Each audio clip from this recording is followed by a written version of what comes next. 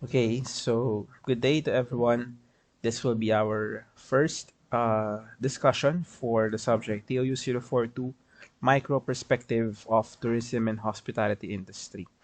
Um, since this will be our first and only discussion for prelims, expect that everything that we'll talk about here in this video will be the coverage of the exams next week.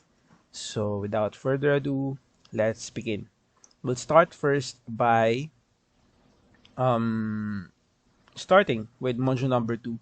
I believe I asked you guys to study module number two and number six for our first discussion. So module number two muna tayo. We'll start with the psychology of tourism.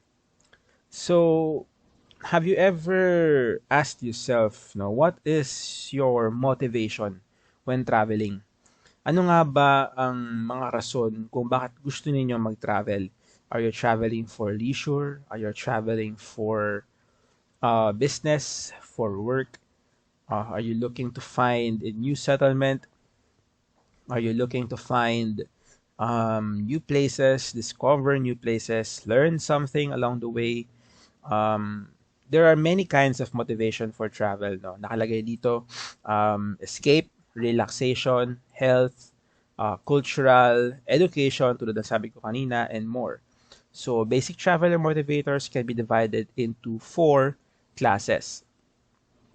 So, ito yung mga possible na categories ng motivation ninyo. First, we have here the physical motivators. Include those related to physical rest, sports participation, beach recreation, relaxing entertainment, and other motivations directly connected with health. So when we say physical motivators, basically para ito sa inyong sariling katawan, para sa inyong sarili, not just for your physical health, but also for you guys, for your mental health. So, yun. You try to get physical rest kung kayo ay sobrang pagod na from work, from stress. You try to participate into different sports activities by traveling somewhere para kayo ay makapag-engage sa sport activities. Beach recreation, very relaxing, very soothing, di ba? Effects yan sa atin. Physical rest din. So anything that can be directly connected with our health is under physical motivators. Next, we have here the cultural motivators. When we say cultural motivators, include the desire to know about other countries, their music, art, folklore, dances, paintings, and religion. So mainly, you try to travel in order for you to learn something new about a specific country, to experience different cultures, no? Their music, their arts. For example, you travel to, well, a popular example for cultural motivator is pag kayo ay pupunta sa Benguet and tama ba sa Benguet ba yung si Wangod, and you want to try to get a tattoo from Apa Wangod kasi it's a part of their culture, it's a part of art, 'di ba? And that is one cultural motivator. You want to get a tattoo from a recognized culture, and yun. And for you to learn something new then. Other thing for cultural motivator, for example, pupunta kayo sa ibang bansa, so for example, to Japan, to experience their art, 'di ba? Their festivals, their folklores. Punta kayo sa China, punta kayo sa Korea to experience their culture, to go to their temples to pray, 'di ba? Ganyan. Many kinds of cultural motivators. Next, we have here interpersonal motivators. Pertain to the desire to meet other people, visit friends or relatives, escape from routine, from family and neighbors. So basically, you want to socialize with other people. The main reason why you want to travel is to meet new people, to visit something new, um, escape from your routines, no, escape from the city life, and you want to have a connection with new people. So that's another reason for motivation. And then lastly, we have here status and prestige motivators. This concerns our ego or yung ating parang tingin natin sa sarili natin, 'di ba? This will satisfy our self needs, and for personal development as well. Included in this group are trips related to business, conventions, study, and pursuit of hobbies and education.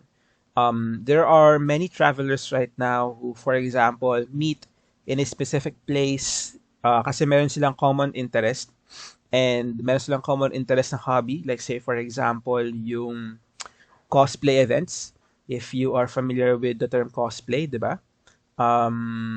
People are going there in order for them to showcase their talents in creating some costumes, in in copying the behavior of certain animated characters, education as well, businesses. For example, kailangan mo pumunta sa isang lugar kasi you're expected to be there since you are a part of a specific company, and you are tasked to represent that specific company in that particular convention. So that is status and prestige motivators.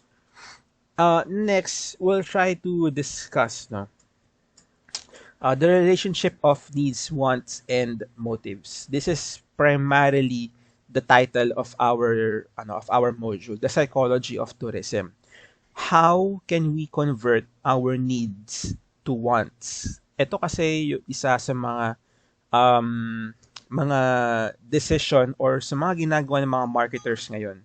How to convert the needs of people into wants para sila ay makapag-travel. And the difference really is awareness. Marketers yun nga, yung mga marketing professionals natin. Ito yung sinusunod nila. They are trying to make you guys aware of a specific thing. For example, 'di ba? Example lang to ha. Na-try nyo na ba, I'm sure you guys experience the craving, 'di ba? Craving for something, for a food, for a specific food. And hindi mo alam kung ano yung gusto mong kainin. Nagki-crave ka ng isang bagay. Alam mo sa sarili mo nagki-crave ka, pero hindi mo alam kung ano yung pinag-cravean mo. Hindi mo alam kung ano yung gusto mong kainin. So you now have a need, 'di ba? You need to eat. You need to consume something, but you don't know what to consume. Ngayon, para malaman ninyo kung ano yung kakainin ninyo, you tend to search something. You tend to search, for example, if you are in the house, you tend to search Grab. Or for example, nagugutom kayo along the way, nasa daan kayo, titingin-tingin kayo sa paligid ninyo kung ano yung gusto nyong kainin. So, you are trying to make yourself aware.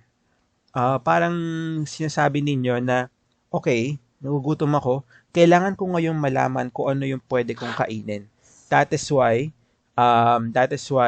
you search other things in the internet, in around you, 'di ba? You are trying to make yourself aware of possible options for you to satisfy your need.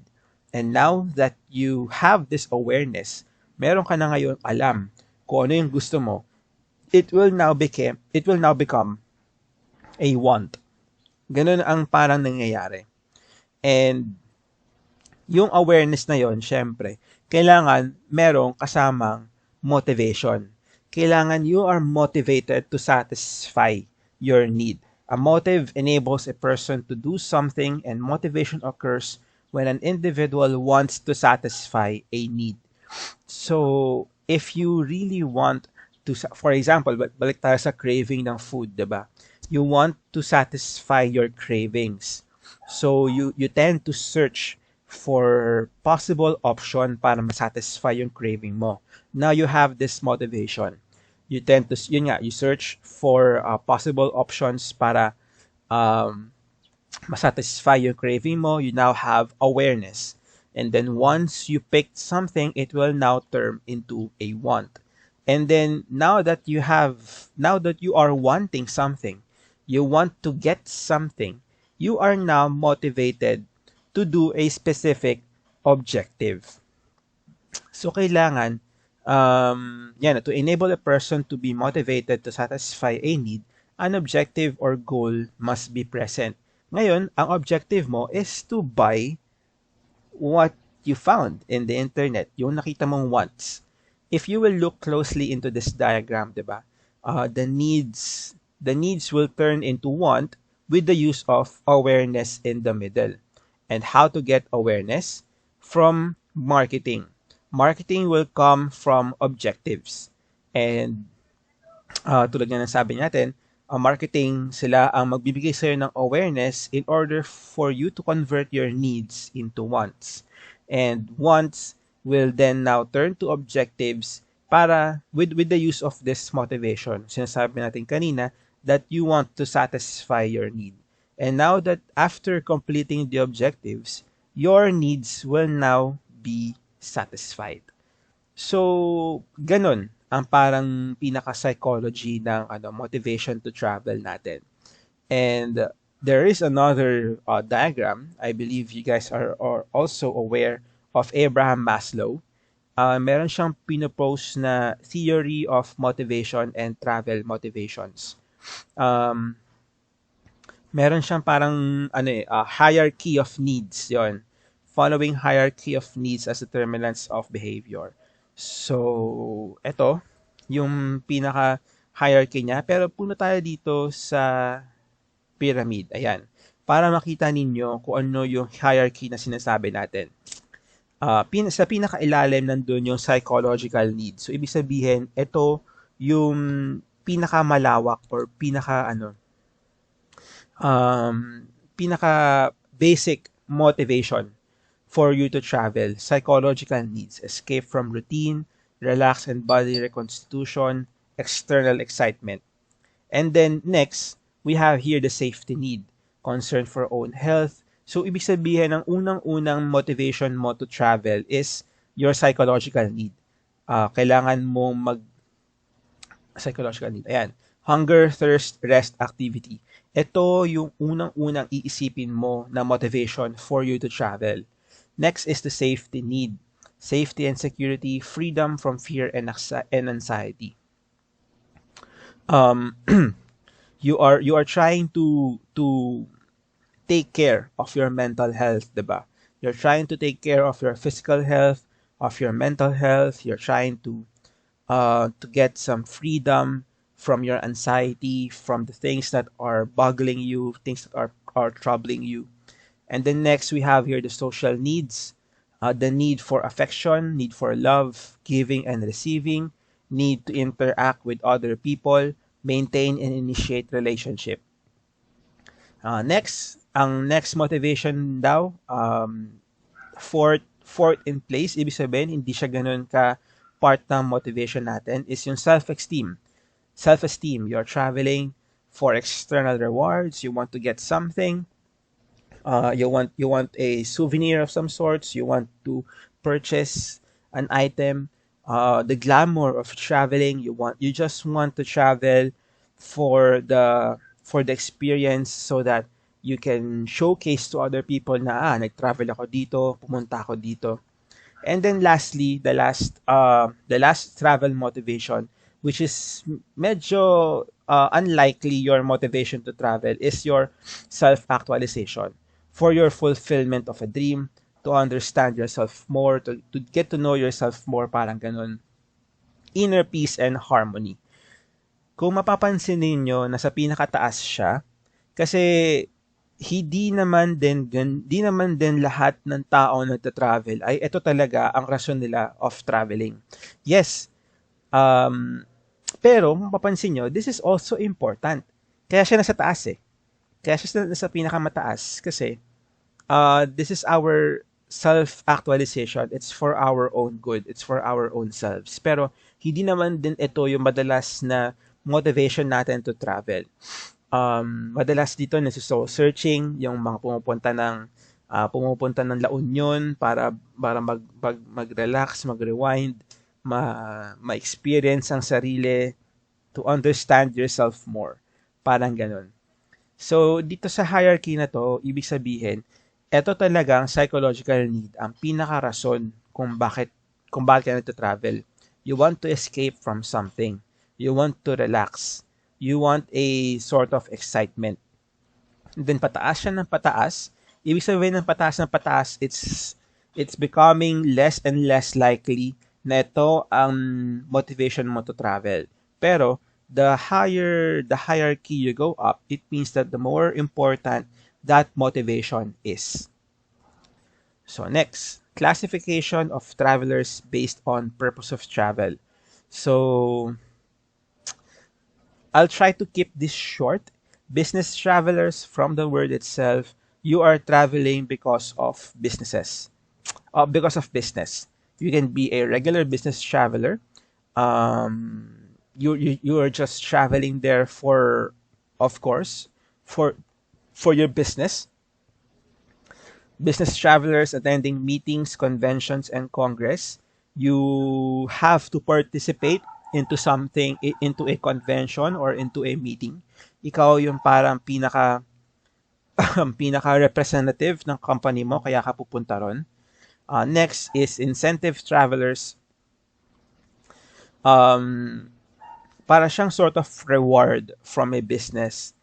Binibigyan ka ng company mo ng reward to travel. Kaya siya naging incentive traveler. Still, it can be considered under the category of business travelers kasi kaya ka naman nakapag-travel in the first place is because of your business, is because of your company. Pero it's a sort of reward for accomplishment or for motivating the employees. So, yun yung different business travelers natin. Pwede nating sabihin na kaya ka travel sa isang lugar, kaya kayong travel para mag-team building activities or para mag-skill building activities para sa inyong business. So, yun. Next, we have here the pleasure or personal travelers. To cut the long story short, you are traveling for leisure, traveling for pleasure. So, you can be a resort traveler. Pupunta ka sa isang resort to travel with your family and friends. Family pleasure travels, you are traveling with your families para magkaroon ng pleasure ang family ninyo. Elderly, para sa mga matatanda, usually nagta-travel sila for their own health, no, for their own safety. And then singles and couples, yan madalas mga magjowa nagta-travel or kayo as single person, single people. Now, let's talk about travel constraints. When we talk about travel constraints, to cut the long story short, ito yung mga rason kung bakit hindi kayo makapag-travel. First and foremost is lack of money. Do I need to explain it more? Wala kang pera, kaya hindi ka makapag-travel. And ito talaga yung isa, kaya siya number one. Kasi ito yung pinaka-common na rason kung bakit hindi makapag-travel ang mga tao. Kasi mahal ang pagta-travel natin. Next is lack of time. Sobrang busy ng mga tao, ang dami na nilang ginagawa sa kanilang buhay-buhay, hindi na masingit ang pagta-travel natin. Lack of safety and security. For example, right now during the COVID pandemic, it's not really that safe, kaya bumaba ang number of travelers natin during the COVID situation, during this pandemic situation. Physical disability. You have a condition that constrains that restrains you from traveling. For example, you have a physical handicap. Halimbawa halimbawa napilay ka and hindi ka ngayon makapag-travel because of your disability, because of your handicap. So yun, another constraint. Family commitments, another reason for travel constraints is because minsan may mga bata, may mga babies na hindi naman ganoon din kadali pagkasama sa traveling. You have to take care of your children, you have to take care of young children para ma-meet ang needs nila, and because of that, you really cannot travel kasi you have to focus your energies into taking care of your people, taking care of your family. Ano pa ba? Lack of interest in travel, nangyayari to sa mga um, madalas sa mga tao na hindi ganun ka expressive or hindi ganun ka kagaling makipag-interact with people, or introverts, mga ganyan. They really prefer staying at home rather than traveling. And next is fears of travel. For example, hindi ka makapag-travel sa ibang bansa kasi takot kang sumakay ng eroplano. Hindi ka makapag-travel sa ibang lugar sa Pilipinas kasi takot kang sumakay ng barko. Those are examples of fears of travel. So that's it for module number 2. Expect that kasama to sa mga may exam natin, yung travel constraints, yung classification of travelers, itong Maslow's theory of motivation, itong hierarchy, ito,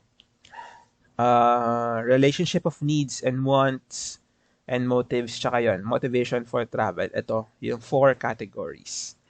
Now, with that being said, let's proceed with the next module that we'll tackle, which is module number 6, accommodation or lodging industry history. So, we'll talk about history for this module. To tell you honestly, I'm not really a fan of history. Para kasi sa akin, hindi na siya ganun ka-importante pag darating kayo sa trabaho. Pero, for the sake of education, and since this is also an interesting topic to talk about, the history of accommodations, di ba? Paano nga ba nagsimula ang accommodation or lodging industry? Papaano sumagi sa isip ng isang tao na bakit kaya hindi ako magpapasok ng stranger sa bahay ko? Papatulugin ko sila dito, aalagaan ko sila, bibigyan ko sila ng pagkain, bibigyan ko sila ng lahat ng pangangailangan nila. Di ba parang masyadong too good to be true naman yon? Kung sa mga sinaunang panahon may nakapag-isip ng ganon, lalo na no sinaunang panahon na hindi pa ganon ka-open yung mga tao, di ba? Mahirap isipin na may ganon, no? Na parang during back in the old days, in the old uh, early years of the existence of our world, merong mga tao na nagbubukas ng kanilang bahay para sa ibang tao, para sila ay matulog, makakain, at maalagaan ang sarili nila. So we'll talk about history for this module. Yan, no, diba? Hospitality as a concept is extremely old. People were hospitable because of their own superstitious fears that the stranger was either God or representative of evil spirits. Yan. In ancient Greece, hospitality was provided by certain religion. Missionaries, priests, and pilgrims formed a very large part of the traveling public. So back in the old days, ang pinaka nagsimula talaga ng industry natin ay yung mga misyonaryo, mga pare at mga pilgrim for the sake of religion. Kaya sila nagtatravel, di ba, in order to spread their religion. And because of that, they have to create a sort of lodging for themselves. Kaya ngayon, yung iba't ibang mga pare, iba't ibang mga churches, nagbubukas ngayon sila ng kanilang mga pintuan para sa mga misyonaryo, para sa mga pare na nagta-travel. Kasi, yun nga, dahil they need to share their religion, they need to spread their religion, kaya sila nagta-travel. Kaya nagbubukas ngayon yung mga kapitbahay nilang mga churches para ma-accommodate sila. Those are the first form of accommodation, of lodging industry. Pero syempre, nung panahon na yon, di mo naman i-expect na magkakaroon ng 5-star service or magkakaroon ng mga gourmet na pangapagkain. Ang provide lang nila ay merely shelter and the barest of sustenance. Mahirap din ang panahon before, hindi ganoon kadali maghanap ng pagkain. Kaya pinaka-basic lang talaga ang mga ino-offer nila. Just a shelter, maybe ano pa nga, baka mamaya parang punda or kutsyon or unan lang ang binibigay para makatulog lang sila. So, yon. Yun ang unang part yun ang first few forms of accommodation natin. Now, in ancient Rome, doon nagsimula ng mas medyo malaki-laking form of accommodations natin. Nagkaroon ng mga large mansions whose owners do not allow guests to stay unless they carried a letter of eviction or a permission to travel from government officials. So, hindi ka pwedeng mag-travel unless wala kang permission to do so or wala kang letter of eviction. Inns and travels were established throughout the empire. Romans built monuments throughout Britain and Europe in their exploration and conquering expeditions. The taverns were called tabernas, and the attached inn was called a koponas. But still, the quality of these taverns and inns are still poor. Mainly, ang nangyayari dito, ang mga Romans before, diba, ancient Rome, gumawa sila ng mga malalaking lugar such as this, large mansions, and then inside these large mansions are taverns and inns. And yung pinaka accommodation dito is very simple lang with four walls and the platform para may matutulugan yung mga guest nila. So isipin nyo, para lang siyang isang square na room and meron lang nakaangat na platform para dun makakatulog yung mga guest nila.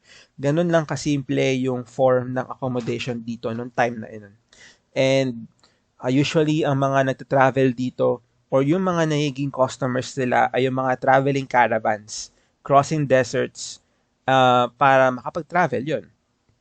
So, expect that these kinds of taverns or these kinds of accommodation is located within the desert kasi nga ang pinaka travelers nila dito ay yung mga caravans na tumatawid ng disyerto. Now, let's go to the Middle Ages. Charlemagne, if you are not familiar with Charlemagne, he is the king of the Franks before, no? Para sa Europe siya. And he enacted the law setting out the duty of a Christian to provide free resting place and food for a traveler. Up to this period, it was considered a charitable donation to render hospitality and not a business venture. So, during those times, still, people are still traveling for religion. And Charlemagne enacted this law to provide free resting place and food for a traveler. And to do so is a charitable act.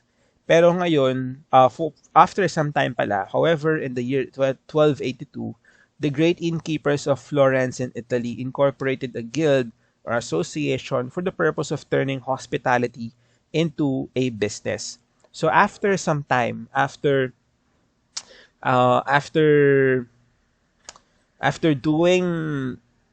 providing free resting place and food for a traveler for charitable acts, meron ngayong mga group of people na mga innkeepers sa Florence, Italy, na nag-incorporate ng guild, turning hospitality into a business. Dito nagsimula yung term na hostelers, meaning inn holders. Sila yung mga nag-manage ng mga inn. And the owners, and from the term hostelers, naging owner siya or inn servant. So, yan. Next, colonial period. During the colonial period, 16th to 18th century, public coach service was introduced. So, ibig sabihin, ang public coach po, ito yung nakikita ninyo sa mga movies or sa mga animated shows na may parang karwahe, tapos may kabayo sa harap, tapos may ano yun, yung nagwi-whip doon sa mga kabayo para umandar yung coach. Yun yung public coach na tinatawag natin. So, it was introduced around 1650 Ibig sabihin ngayon, mas marami ang magta-travel. So, coach inns were built along the routes, primarily at points where teams of horses were changed. So, may mga business owners or may mga innkeepers na gumagawa ng coach inns along the way or primarily doon sa mga destination kung saan kailangan magpalit ng mga kabayo for public coaches. 'Di ba? Napaka-ingenious isipin na way back then, yun na ang may pagka-business minded na yung mga tao na gumagawa sila ng mga coach inns, gumagawa sila ng mga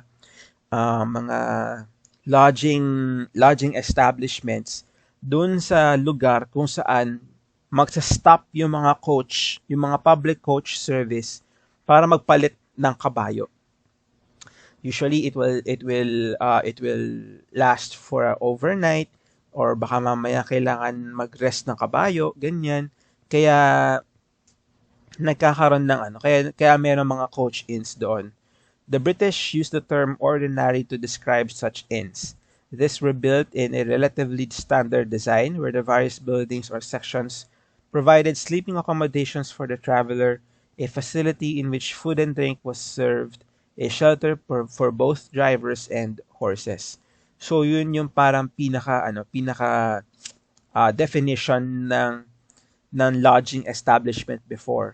A simple accommodation to provide sleeping service, a facility to provide food and drink, and hiwalay na shelter for drivers and horses for public coach service. Next, United States Postal Service was established in 1710 and called its primary routes between major towns along Atlantic Coast post roads. Same mindset din, no? Since merong postal service na, ibig sabihin, meron ulit mga magta-travel. And dahil may nagta-travel, there is now an increase of demand for inns, 'di ba?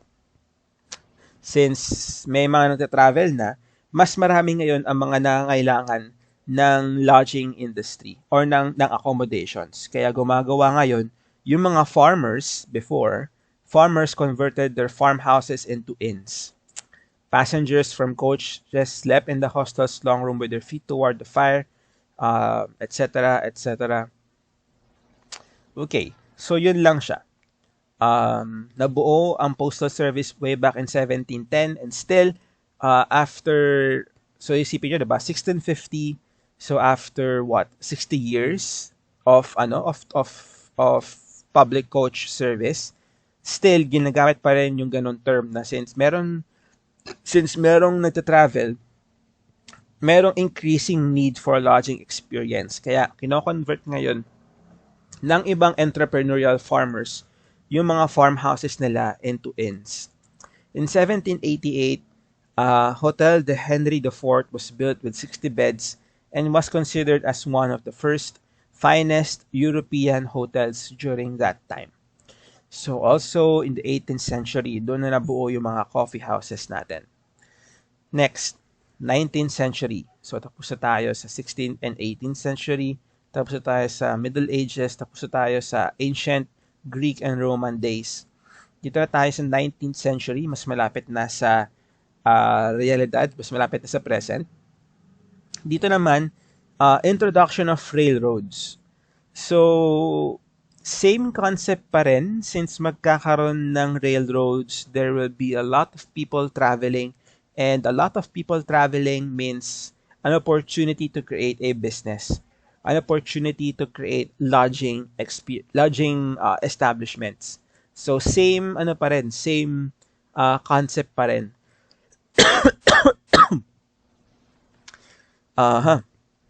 Ayan, kung makikita nyo, no? The hotels were usually connected directly to the train stations. Malalapit din sa mga estasyon ng train. Same thing with this, na malalapit yung mga coach inns kung saan nagpapalit ng teams of horses. Spas also started to grow in popularity during this time. So, merong mga mineral springs or pools that are believed to be medicinal or helpful. Ito yung parang belief nila before na itong mga mineral springs, itong mga pools, yung mga spas, they are for medicinal purposes. Kaya sila nagta-travel. Kaya nagkakaroon ng mga ganitong establishment. One of the first few establishments to do so is the Saratoga Mineral Bath in New York. Saratoga Springs, sila ang isa sa mga unang nag-produce ng, or yun nga, sila ang isa sa mga unang nag-produce ng spas and mineral springs here in the in the lodging industry. So yan. It was also during the century that Thomas Cook arranged his first tour and was considered as the first travel agent. So this is another benchmark for the hotel industry. Another thing is the opening of the Tremont Hotel in Boston. This is the first luxury hotel that featured the first indoor toilets and first private bedrooms with locks on the doors. So kung iisipin nyo, no, upon reading this, ibig sabihin, yung mga lodging or yung mga accommodation establishments before, wala palang mga lock at wala palang mga toilets doon, di ba? So isipin nyo, sobrang parang before talaga, very minimal lang yung binibigay na service sa mga tao. And ang pinaka gusto lang nilang iparating is, okay, meron kang pwedeng tulugan dito, ikaw na bahala kung ano ang kailangan mong gawin. So habang umuusad yung panahon, nagkakaroon ngayon ng kino-consider nila ngayon na okay, siguro mas maganda kung papagandahin natin ang ating accommodation. Lagyan natin ng lock, lagyan natin ng mga first indoor toilets para mas tumaas ang probability na magsistay sila dito sa accommodation na to. Tremont also had a version of the present-day bellman who was called a rotundaman. So, rotundaman ang tawag natin sa mga bellman natin. And the other notable names, Cesar Ritz, became the manager of Savoy in London. He eventually opened his own hotels such as the London Ritz and yung Ritz-Carlton, isa sa mga sikat na hotel ngayon. 20th century, ayan na, mas nagkakaroon ng importance ang isang magandang accommodation establishment. Ngayon nagkakaroon na ng mga private bed, nagkakaroon na yung mga kwarto ng private bathroom, full-length mirror, circulating ice water, and free morning newspaper. So, unti-unti nang tumataas yung standard of accommodation establishments. Dito rin sa taon na to, nagsimulang magtayo ng hotel si Conrad Hilton, one of the popular persona in the hotel industry, king of the innkeepers. Yan. Also, another famous innkeeper is si John Willard Marriott Sr., who is the founder of the Marriott Hotel chain. You guys are aware of this. And Kemons Wilson, who is the founder of Holiday Inns. So yun yung parang pinaka-history ng ng accommodations natin. From people who are traveling for religion, people who are traveling with just a simple shelter, parang baka nga hindi pa sila binigyan ng kama, hindi pa sila binigyan ng kumot, ng unan, binigyan lang sila ng lugar para meron silang bubong na mapagtitirhan and best of sustenance, baka mamaya tubig lang ang binibigay sa kanila, walang pagkain kasi nga mahirap din ang panahon before. So from that state of tourism, unti-unting nag-build ng standard natin up to the ancient Rome na nagkaroon na ng separate walls, four-walled rooms with platforms. Wala pang kama, platform lang siya, parang matigas na concrete lang siya kung saan doon natutulog yung mga tao. And then Middle Ages na ginawa na ngayon, instead of having lodging experience for free, naging for business na siya. And then nagkaroon na ng mga travelers, public coaches, and then train tracks were introduced, railroads. Hanggang sa ngayon na tayo, transportation right now is very rampant. You can now travel via air, via mobile, via automobiles, via ships. And kung mapapansin ninyo, 'di ba, sa mga lugar kung saan marami ang nagte-travel, doon din marami ang mga lodging establishments natin. For example, if you were able to go to Naiya already, nakapunta na kayo ng Naiya, maraming hotels nakapalibot doon. Kung kayo ay nakapunta na ng Cubao, sa Cubao marami rin mga lodging establishments kasi it's one of the travel hubs here in the Philippines. Also, meron tayong mga sa mga ships natin, sa mga cruise, 'di ba, sa mga ports, doon din marami mga lodging establishments. So, 'yon. Same concept pa rin ang ginagawa natin dito. Many businessmen right now are opening Airbnbs sa mga lugar na maraming mga travelers. For example, sa Cebu, maraming Airbnb. Sa Bohol, maraming Airbnb. And so on and so forth. Many popular tourist destinations or cities. So, yun lang naman. Right now, people are very much dependent in technology. So, karamihan ng trends din natin ngayon sa hospitality industry is meron technology na nakaakibat. Checking in right now, if you want to check in specific hotels, you can do so with the use of certain third applications or certain technologies can be used, 'di ba? Check-in is madali na lang din sa ngayon. Mabilis na lang siya with the use of different software, yung Amadeus software natin. And also, isa sa mga factor na kino-consider ngayon ng travelers natin is yung availability of technology doon sa lugar. For example, yung lugar ba na ito ay may TV, yung lugar ba na ito ay may Wi-Fi, yung lugar ba na ito ay may aircon, or gaano ba kaganda ang application ng technology dito sa hotel na ito. Compared with other hotels na hindi naman ganun ka tech savvy, hindi din ganun kataas ang kanilang sales when it comes to those market. So, yun.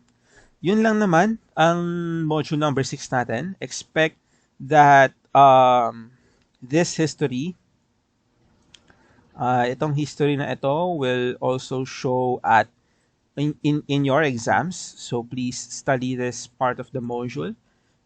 Very minimal na lang ang ilalagay ko dito sa industry today kasi you guys are aware already on how our industry works right now. So with that being said, dito na matatapos ang ating video discussion. Good luck to your exams. Don't worry, I'll try to make it simple as much as possible to make it up to you. So ingat kayo palagi and God bless. Bye-bye.